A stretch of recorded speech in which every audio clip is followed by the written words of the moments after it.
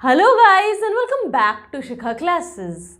In this video we are going to understand a very simple poem, My Grandmother's House, written by Kamala Das. जैसा कि हम सभी जानते, she is a bilingual writer because she writes in English as well as Malayalam. Bilingual means two and lingual means languages. There is a house now far away where once I received love. इस pome को पढ़कर के ऐसा समझ में आता है as if कमला दास अपने ही किसी पास्ट एक्सपीरियंस को हमसे शेयर कर रही हैं। उनकी ग्रैंडमदर का घर जहाँ पर उन्हें प्यार मिला, अपनापन मिला, वो उनके ग्रैंडमदर के डेथ के बाद उनसे छिन गया। वो अपनापन, वो प्यार, वो कभी भी उन्होंने उनके मरने के बाद महसूस नहीं किया। इसी फीलिंग को, उस बचपन के उसी याद को उन्होंने अपने इस पूरे पोम में डिस्क्राइब किया है। सो हम कह सकते हैं that this can be a sort of autobiographical piece, जिसमें वो अपने ही लाइफ के एक्सपीरियंस को हमसे शेयर कर रही हैं कि एक घर है वहाँ, यहाँ से बहुत दूर, नाउ फार अवे, जो बहुत दूर है, जहाँ पे एक वक्त में मुझे प्यार मिला, वेयर आई रिसीव्ड लव। जो फार अवे वर्ड यूज़ किया उन्होंने, वो एक जोग्राफिकल डिस्टेंस तो वो मीन कर ही रही हैं, पर उसके साथ साथ वो ये भी बताना चाह रही हैं कि वो जो घर का अपनापन था, जो प्यार था, वो बहुत दूर हो गया है। अब वो उस चीज़ तक मैं कभी भी नहीं पहुंच सकती जो मैंने उस वक्त फ़ील किया, वो मैं वापस से कभी भी फ़ील नहीं कर सकती, क्योंकि जिस ग्रैंड मदर ने इन्हें ये सब कुछ दिया था, जिस बचपन में इन्होंने ये सब कुछ फ़ील किया था, वो दोनों ही अब इनके पास नहीं हैं। That woman died. अब एक चीज़ आप देखिए कि यहाँ पे इस पोम का सेकेंड लाइन में बीच में ही सेंटेंस ख़त्म हो जा रहा है, एक फुल स्टॉप है। तो जब एक पोम के लाइन के बीच में एक पॉज आ जाता है, that literary device is called caesura. और एक और लिटरेरी डिवाइस यहाँ पर यूज़ हुआ है, इंजैममेंट। जब एक पोम का एक लाइन फिनिश हो जाता है पर सेंटेंस ख़त्म नहीं होता, जैसे आप यहाँ देखो, फर्स्ट लाइन फिनिश हुआ है पर सेंटेंस सेकेंड लाइन में लव पे जाकर के ख़त्म हुआ है, means the sentence is running on the second line of the pome. इसे हम कहते हैं इंजैममेंट या run on line. That woman died. वो महिला मर गई, वो मेरी ग्रैंड मदर मर गई जिनसे मुझे एक दिन प्यार मिला। The house withdrew into silence. और पूरा घर जैसे शांत हो गया। Snakes moved among books. I was then too young to read and my blood turned cold like the moon. उनके मरने के बाद पूरा घर एकदम शांत हो गया, और इस शांति को डिनोट करने के लिए उन्होंने ऐसा एक्सप्लेन किया है कि बुक्स पे जैसे सांप रेंग रहे हों। तो बेसिकली इन लाइन्स के थ्रू कमला दास ये एक्सप्रेस कर रही हैं कि जिस घर में इतना अच्छा एक माहौल था, वो ग्रैंडमदर के मरने के बाद खंडहर हो गया। वहाँ पर अब कोई भी नहीं रहता जो चीज़ों का ख्याल रखे, और अब उस जगह पर जानवरों ने जैसे कब्जा कर लिया हो, सांप वगैरह वहाँ पे बुक्स पे रेंग रहे हों, लौट रहे हों। फर्दर वो इस बात को बताना चाह रही हैं कि जब उनकी ग्रैंडमदर का डेथ हुआ उस वक्त वो बहुत छोटी थी। तो इस चीज़ को वो कैसे बता रही हैं, that I was then too young to read. मैं इतनी छोटी थी कि मैं उस वक्त उन किताबों को पढ़ भी नहीं सकती थी। And my blood turned cold like the moon. पहली चीज़ कि यहाँ पे कंपैरिजन हुआ है मून से, और लाइक यूज़ किया गया है, तो हम कह सकते हैं यहाँ पे simile figure of speech use हुआ है। यूजुअली कोल्ड वर्ड एक लैक ऑफ वार्मथ को डिनोट करता है, मीन्स एक अपनापन की फीलिंग की कमी हो, उसको डिनोट करता है। तो उस ग्रैंड मदर ने जैसे उस घर में एक जान भर के रखी हो, उस पूरे घर में एक वार्मथ एटमॉस्फेयर रहता था, पर उनके जाने के बाद वो सब कुछ जैसे ठंडा पड़ गया हो, और उनके मौत की खबर जानकर सुनकर मेरा खून जैसे ठंडा पड़ गया हो, मैं भी जैसे बेजान हो गई हूँ, मून के जैसा। यूजुअली मून के कंपैरिजंस को हम तब यूज़ करते हैं जब डेथ जैसा कुछ हमको बताना हो, या फिर कोई बहुत बड़ी सैडनेस की बात बतानी हो तब।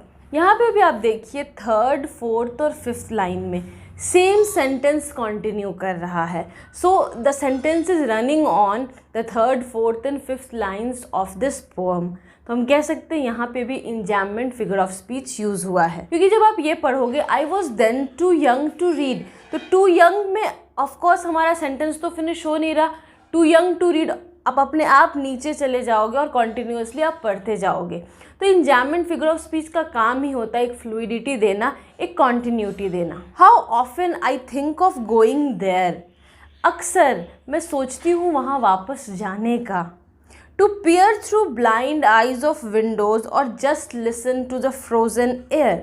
मैं वहाँ जाना चाहती हूँ, वहाँ जाकर के उन बंद खिड़कियों से मैं अंदर देखना चाहती हूँ। peer वर्ड का मतलब होता है टू लुक वेरी केयरफुली और closely, just listen to the frozen air.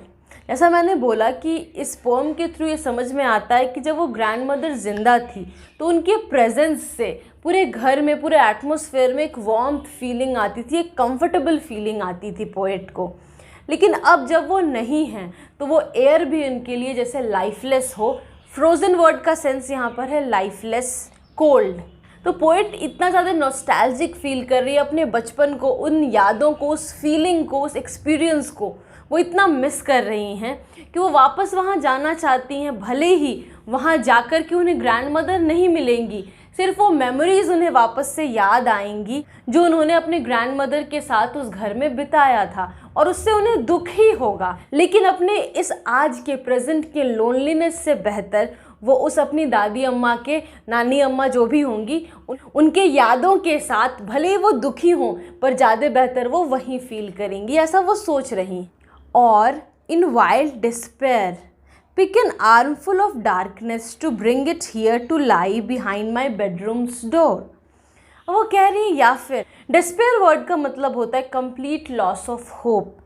Further poet completely hopeless feel कर रही हैं और ये बोल रही हैं कि कुछ ना हो सका तो मैं वहाँ जाकर उस अंधेरे के टुकड़े को ही अपने साथ ले आऊँगी और अपने बेडरूम के डोर के पीछे रख लूँगी। तो बेसिकली डार्कनेस तो एक नेगेटिविटी को सिंबलाइज करता है। लेकिन यहाँ पर वो क्या कहना चाह रही हैं पोएट कि कुछ ना सही तो वो यादों को तो मैं वहाँ से ला ही सकती हूँ। भले ही वो यादें मुझे अंधेरे में डाल देंगी, मतलब मुझे दुखी कर देंगी, उदास कर देंगी, लेकिन फिर भी उन यादों में कुछ ऐसा है जिसके सहारे मैं अपने लोनलीनेस को हटा सकती हूँ। और इसीलिए कुछ ना बन पड़ा तो मैं वहाँ से उस अंधेरे के टुकड़े को, उन यादों को जो अच्छी थी पर आज याद करने से मुझे दुख देंगी, क्योंकि मेरी ग्रैंड मदर भी नहीं है और मुझे उतना प्यार देने वाला, अपनापन फील कराने वाला भी इस दुनिया में कोई नहीं है। लाइक अ ब्रूडिंग डॉग। ब्रूडिंग वर्ड का मतलब होता है कोई चीज़ ऐसा सोचना जिससे कि एक सैडनेस वाली फीलिंग आए, एक बिटरनेस हमारे माइंड में आए। तो वो कह रही हैं कि उसी ब्रूडिंग डॉग के जैसा मैं भी उन यादों को जीना चाहती हूँ, फिर से उन्हें याद करना चाहती हूँ, भले ही उससे मुझे दुख हो, मुझे तकलीफ़ हो। अगेन वो यहाँ पर खुद को कंपेयर कर रही हैं एक ब्रूडिंग डॉग से। We can say similar figure of speech has been used. अब जो पोएट की ग्रैंड मदर मर चुकी हैं तो जब भी वो उनके घर का जिक्र कर रही हैं शुरू से, तो एक साइलेंस, एक निगेटिविटी एम्फेसाइज कर रही हैं कि उस घर में उनके मरने के बाद एक अजीब सी शांति हो गई है, एक निगेटिव एटमॉस्फेयर हो गया है। फ्रोज़न एयर, डार्कनेस, इन वर्ड्स से ये बात क्लियर होती है। अगेन हम इस लाइन में भी कह सकते हैं सिज़ियोरा लिटरेरी डिवाइस यूज़ हुआ है क्योंकि डॉग वहाँ पे सेंटेंस एंड कर रहा है। पोएम के एक लाइन के बीच में चूँकि सेंटेंस एंड कर रहा है, दैट इज़ कॉल्ड सिज़ियोरा। और रन ऑन लाइन भी कह सकते हैं क्योंकि लाइक अ ब्रूडिंग तक में लाइन ख़त्म हो गया है पोएम का, पर सेंटेंस अगले लाइन डॉग पे जाकर के ख़त्म हुआ है। You can not believe darling, can you. अब फर्दर वो किसी को एज इफ एड्रेस कर रही हूँ, मे बी उनका हस्बैंड है या कोई प्यारा आदमी है, जिसे वो कह रही हैं कि तुम विश्वास नहीं करोगे, क्या तुम विश्वास कर सकते हो। पोएम के लास्ट में आप देखिए क्वेश्चन मार्क है। एक्चुअली यहाँ पे एक रेटोरिक क्वेश्चन है। रेटोरिक क्वेश्चन मतलब जब हम किसी बात को एम्फेसाइज करने के लिए इंट्रोगेटिव सेंटेंस को यूज़ करते हैं पर हम किसी आंसर की उम्मीद नहीं रखते हैं। पोएट जिनको भी एड्रेस कर रही है एज डार्लिंग, उनसे कह रही है तुम विश्वास नहीं कर सकते, कैन यू, क्या तुम कर सकते हो, that I lived in such a house, कि मैं एक ऐसे घर में रहती थी, एंड वॉज प्राउड, और बहुत गर्व महसूस करती थी ऐसे घर में रह करके, एंड लव्ड, और मुझे प्यार था उस घर से, वहाँ के लोग से। I who have lost my way and beg now at strangers' doors। अब वही मैं हूँ जो कि अपना शायद रास्ता भटक गई है और अब मुझे प्यार के खातिर अजनबियों के घर का दरवाज़ा खटखटाना पड़ता है। मतलब फर्दर पोएट ये कह रही हैं कि अब प्यार के लिए मुझे दूसरों से भीख मांगनी पड़ती है कि मुझसे प्यार करो, मुझे प्यार दो। To receive love at least in small change. कम से कम मुझसे प्यार करो, थोड़ा ही करो। चेंज यूजुअली वर्ड को हम लोग यूज़ करते हैं जब हम चिल्लड़ की बात करते हैं।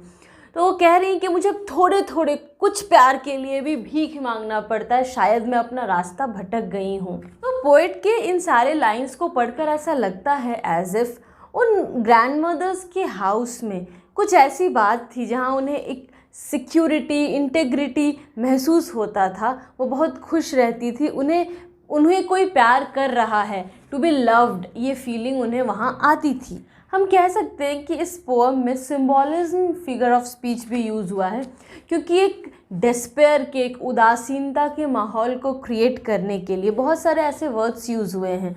एक निगेटिविटी, एक साइलेंस, एक डिप्रेशन के माहौल को क्रिएट करने के लिए, जो उस ग्रैंडमदर के मरने के कारण उनके घर में जैसा माहौल हो गया। जैसे frozen air, darkness, despair, silence, ये सारे वर्ड्स मिल करके एक कोल्डनेस, एक लैक ऑफ वार्मथ वाली फीलिंग क्रिएट करते हैं। ये पोएम अनराइम्ड फ्री वर्ड्स में लिखा गया है और जो थीम्स इसमें डिस्कस हुए हैं they are longing and nostalgia, loneliness and the desire for love. Longing means कोई बहुत ही तीव्र इच्छा होती है हमारे मन में, और नॉस्टैल्जिया मीन्स जब हम कोई बहुत पुरानी बात को याद करके वापस से वैसा ही होना चाहते हैं, वहाँ जाना चाहते हैं।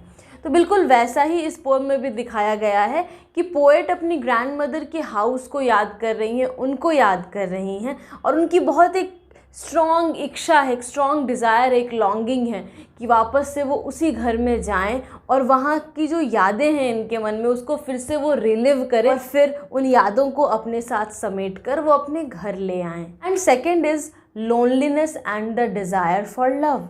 जाहिर सी बात है कि वो जो भी प्रेजेंट सिचुएशन है जब वो इस पोएम को लिख रही हैं उस वक्त वो बहुत लोनली फील कर रही हैं, बहुत अकेला फील कर रही हैं। और जब भी ऐसा होता है तब हम अपने बचपन के उन दिनों को याद करते हैं जब हम टेंशन फ्री, आराम से अपने लव्ड वंस के बीच में रहते हैं। सो गाइज, होप आपको ये पोएम अच्छे से समझ में आ गया हो। Still if you have any doubts feel free to mention it in the comment box below, या फिर आप मुझे फेसबुक पेज पर मैसेज भी कर सकते हैं, लिंक नीचे डिस्क्रिप्शन में दिया हुआ है। See you in the next video with a new topic. Till then, keep smiling, have wonderful days, and if you like the video, hit the like button, share this video with your friends, और अगर आपने subscribe नहीं किया है तो subscribe कीजिए और बगल के बेल आइकन को प्रेस कीजिए ताकि जैसे ही मैं नया वीडियो डालूँ आपको नोटिफिकेशन मिल जाए। Thanks a lot.